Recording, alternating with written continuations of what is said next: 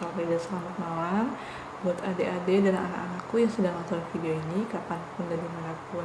Gimana nih kabar kalian?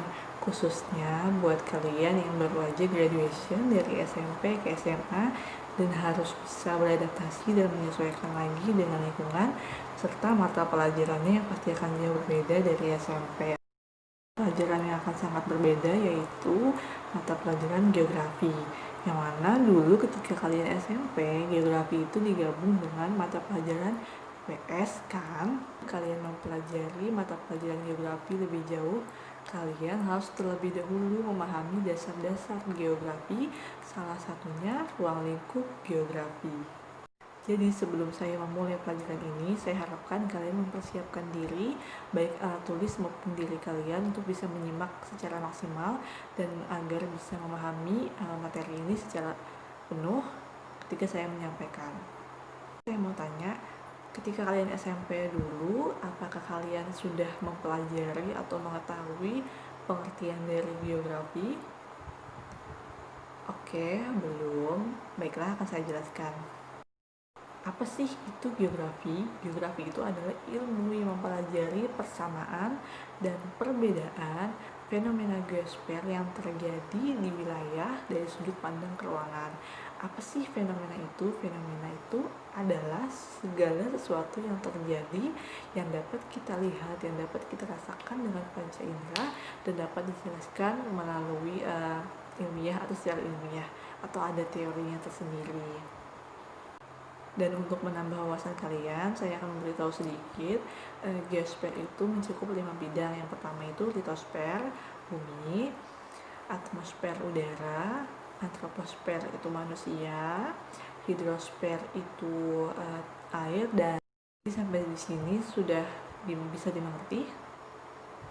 Oke, yang sudah mengerti bagus, dan untuk yang belum mengerti nanti kalian bisa tanya di kolom komentar atau langsung CP saya saja, oke?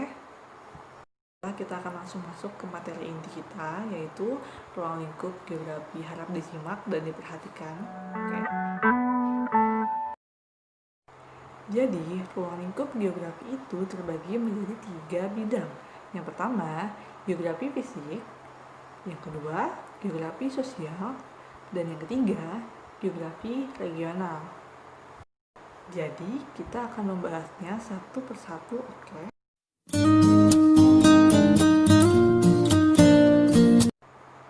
Geografi fisik ini mempelajari suatu peristiwa, kejadian, atau fenomena yang terjadi di muka bumi, di bumi kita, atau di lingkungan sekitar kita, baik itu di rumah, di sekitar rumah maksudnya, misalnya di sawah, di pegunungan, di mana di lautan, pokoknya segala sesuatu yang terjadi pada lingkungan. Kejadian atau fenomena yang terjadi tadi itu tidak bersangkutan dengan manusia, tapi bisa saja terjadi akibat ulah manusia pada lingkungan. Geografi fisik ini berkaitan dengan relief atau bentuk permukaan bumi, semisalkan itu pegunungan, bukit, pokoknya segala sesuatu permukaan bumi yang permukaannya itu tidak rata atau memiliki ketinggian yang berbeda-beda. Pegunungan memiliki ketinggian seberapa meter, misalnya 100 meter, pegunungan yang lain atau bukit yang lain itu memiliki ketinggian lebih dari 100 meter, jadi membentuk sebuah relief. Selain bentuk, geografi fisik ini juga sangat berkaitan dengan iklim. Semisalkan saja contohnya iklim atau cuaca ya. Cuaca di Banjarmasin atau di Kalimantan Selatan itu sangat berbeda dengan cuaca yang ada di daerah Pulau Jawa. Di daerah Kalimantan itu cuaca atau iklimnya itu bukan sangat panas sih, cenderung panas, sangat berbeda dengan di daerah Jawa yang cenderung dingin karena di sana didominasi oleh dataran tinggi. Dan perbedaan ini pun sangat signifikan jika kalian yang awalnya tinggal di Banjarmasin atau di Kalimantan Selatan dan kalian bermigrasi ke daerah Jawa, kalian akan sangat merasakan perbedaan itu, dan begitu juga sebaliknya. Apalagi jika kita ini yang Indonesia yang memiliki iklim tropis pindah ke daerah Eropa yang memiliki iklim dingin. Tentunya perlu adaptasi yang sangat lama, dan kalian juga pasti perlu menyesuaikan diri juga, baik itu kebiasaan dan segala macamnya. Jika disimpulkan, geografi fisik ini sangat berkaitan dengan segala sesuatu tentang bumi, baik itu proses, siklus, maupun segala sesuatu yang ada di bumi dan terjadi di udara, di laut maupun di darat, dan akan sangat mempengaruhi kelangsungan hidup makhluk hidup yang ada di bumi, khususnya manusia, flora dan fauna juga, dan segala macam kehidupan yang ada di bumi. Oke, sampai di sini ada yang kurang bisa dimengerti atau ada yang ingin ditanyakan, kalian bisa tulis atau kirim di kolom komentar. Nanti akan saya baca dan saya akan jawab. Jangan lupa tulis sub atau judul materi yang tidak kalian mengerti tadi beserta dengan pertanyaannya. Nanti saya akan jawab. Oke, penjelasannya sudah, tinggal contohnya aja. Jadi contoh geografi fisik itu yang pertama itu siklus hidrologi, siklus hujan, siklus air. Nah, siklus ini merupakan proses dari mana terjadinya sebelum terjadinya hujan, terjadi hujan, dan berhenti terjadinya hujan. Jadi itu adalah proses yang sudah dijelaskan tadi, itu segala proses ataupun fakta-faktanya. Jadi geografi fisik yang tadi adalah proses dari hidrologi atau siklus hujan. Oke, contoh dari geografi fisik yang kedua adalah tanah. Kita akan mengambil dari proses pembentukan tanah, dari mana bakteri-bakteri itu mulai terurai, mulai membentuk suatu tanah, baik itu yang subur maupun yang tidak subur, atau yang kalau bahasa geografinya itu humus. Contoh geografi fisik yang ketiga adalah air. Kita bisa mengambil kualitas air, pencemaran air yang terjadi akibat ulah manusia, kualitas air yang dari kualitas yang paling tinggi, yang baik, yang sedang, tidak baik, dan sangat tidak baik, dan bahkan sangat tidak layak. Itu merupakan salah satu contoh dari geografi fisik. Jadi geografi fisik itu tidak hanya proses, tidak hanya siklus, tapi bisa merupakan akibat dari ulah manusia, seperti yang saya sebutkan tadi, pencemaran air, atau fakta yang lain, fakta dari geografi fisik yang lain seperti hutan gundul, kebakaran, itu termasuk dari ruang lingkup geografi fisik.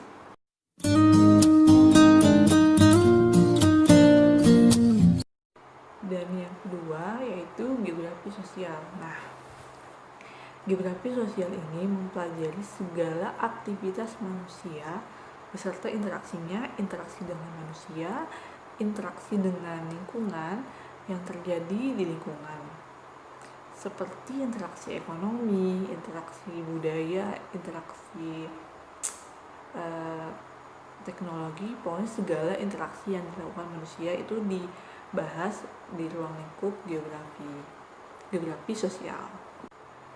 Karena geografi sosial ini mengkaji segala aktivitas manusia di segala bidang, jadi kalian harus bisa mencermati dan jangan sampai kalian tertukar antara geografi sosial yang aktivitas manusianya itu fokus ke bidang ekonomi. Jangan sampai kalian terbalik atau tertukar dengan fokus bidang yang memang khusus buat ekonomi dengan geografi sosial yang fokusnya ekonomi. Semisalkan contohnya geografi sosial yang membahas mengenai aktivitas ekonomi manusia, itu contohnya ya, itu lebih ke analisis atau analisis tingkat kesejahteraan. Misalkan kesejahteraan itu lebih ke tingkat kemampuan manusia atau masyarakat memenuhi kebutuhan hidup berdasarkan gaji yang dia dapat dan berdasarkan mata pencarian yang dia jalankan. Contohnya saja di Sungai Danau di daerah saya sendiri, mata pencariannya itu dominan adalah pekerja tambang, pekerja di sektor pertambangan. Nah, dengan gaji sekian, apakah mereka bisa memenuhi segala kebutuhan yang menjadi indikator kesejahteraan dari BKKBN? Indikator kesejahteraan itu misalkan satu minggu bisa satu hari makannya berapa kali, pakaiannya dibedakan antara pakaian jalan, pakaian tidur, dan pakaian sehari-hari. Pokoknya itu ada indikatornya, tapi kalau di bidang ekonomi mereka lebih ke angka atau lebih ke keuangan. Nah, jadi buat adik-adik dan anak-anakku sekalian yang belum tahu tuh apa indikator dari BKKBN atau BPS, pokoknya indikator tuh banyak kan, saya bilang tadi ada BPS, ada BKKBN, dan masih ada lagi. Jadi indikator itu adalah tolak ukur dari tingkat kesejahteraan manusia atau masyarakat yang mereka dapat penuhi. Nah, selain itu geografi sosial ini juga mempelajari aktivitas manusia itu sendiri yang akan berdampak terhadap lingkungan dan dampaknya terhadap diri mereka sendiri. Misalkan yang terhadap lingkungan tadi, aktivitas manusia membuang sampah ke sungai itu akan berdampak pada lingkungan dan dampaknya adalah pencemaran air sungai. Ya, contoh aktivitas manusia lainnya yaitu aktivitas manusia melakukan kegiatan reboisasi hutan dengan tujuan melestarikan hutan. Jadi dampaknya ke lingkungan adalah dapat melestarikan hutan, dan dampak ke manusianya adalah mereka dapat menghirup udara yang lebih segar karena pohon akan direboisasi dan akan beregenerasi kembali, dan lagi akan menjadi tempat mereka untuk berteduh ketika panas. Itu yang saya rasakan sih. Dan juga dapat memperbaiki kualitas air tanah, karena semakin banyak pohon yang ditanam, akar mereka itu akan menyaring atau akan memperbaiki kualitas air yang ada di dalam tanah, dan juga dapat meminimalisir resiko terjadinya tanah longsor karena mereka karena mereka menahan air itu langsung jatuh ke daerah yang lebih rendah, namun akan meresapnya terlebih dahulu dan masuk ke dalam tanah. Jadi dapat disimpulkan, geografi sosial itu menjelaskan atau mempelajari segala aktivitas manusia yang berkaitan dengan lingkungan, baik beserta dengan interaksi mereka ketika di lingkungan, dan bagaimana cara manusia itu memanfaatkan lingkungan atau sumber daya alam, dan akan mempengaruhi lingkungan serta diri mereka sendiri. Saya akan memberikan sedikit atau gambaran yang lebih sederhana mengenai contoh dari geografi sosial itu. Yang pertama adalah pola permukiman masyarakat di pinggir jalan yang memanjang mengikuti jalan. Nah, aktivitas manusia itu membentuk sebuah permukiman yang berada di lingkungan pinggir jalan. Jadi manusia itu membentuk permukiman dan mengakibatkan lingkungan mereka itu permukiman mereka mengikuti arus jalan memanjang, dan dampak ke mereka yang sendiri adalah mereka lebih dekat dengan daerah pinggir jalan tentunya, dan aktivitas ekonomi menjadi lebih mudah. Mereka berjualan, buka warung, membuka usaha sendiri di daerah pinggir jalan, dan lebih mudah juga berinteraksi dengan tetangganya. Contoh lain yang lebih sederhana yaitu kesuburan tanah. Kesuburan tanah itu mempengaruhi aktivitas dan tingkat ekonomi masyarakat di wilayah. Jadi kesuburan di suatu wilayah, daerah, tempat itu sangat mempengaruhi tingkat ekonomi masyarakat. Misalkan ya di daerah Banjarmasin, di daerah gambut itu tanahnya sangat cocok untuk ditanami padi, karena gambut juga terkenal sebagai lumbung padinya Banjarmasin.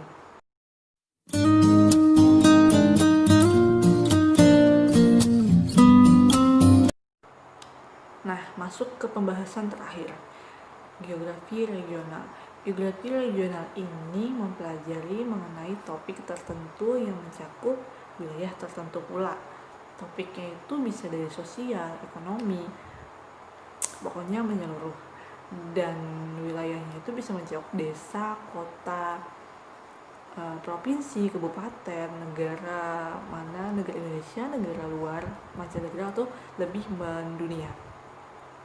Salah satu contohnya adalah salah satu contoh topiknya yaitu persebaran virus corona di Indonesia.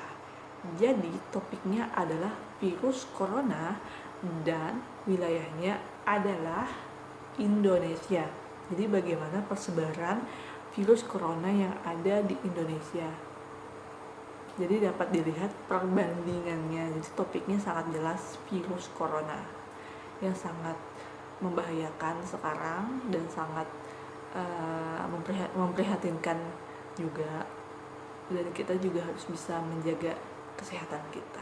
Oke, karena waktu kita sangat terbatas dan materi kita pun sudah selesai disampaikan dan kita sudah selesai membahasnya, jadi saya minta kalian memberikan kesimpulan dari apa yang sudah saya jelaskan, sudah saya sampaikan dalam video ini di kolom komentar.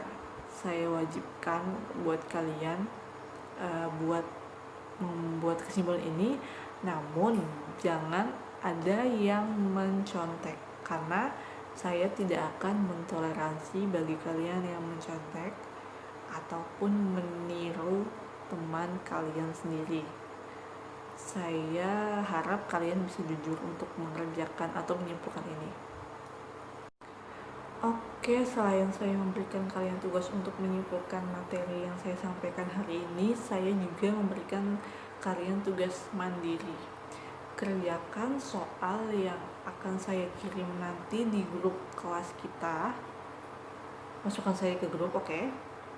Dan saya punya tugas lagi, kalian membuat salah satu contoh dari geografi fisik, geografi sosial, dan geografi regional. Masing-masing 2 contoh.